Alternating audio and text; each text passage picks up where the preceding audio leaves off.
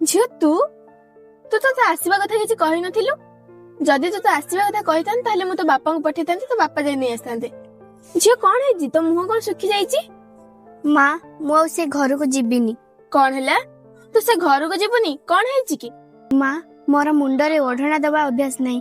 ମୁଁ ମୋ ଶାଶୁ ଘରେ ବି ଓଢଣା ଦିଏନି। ସେଥିପାଇଁ ମୋ ଶାଶୁ ଆଉ ସ୍ୱାମୀ ମତେ ପାଟି କଲେ। ସେଥିପାଇଁ ମୁଁ ସେ ଘର ଛାଡି ଚାଲି ଆସିଲି। ଝିଅ ତୁ କଣ କହୁଛୁ? ସେମାନେ ତ କିଛି ଭୁଲ କହିନାହାନ୍ତି।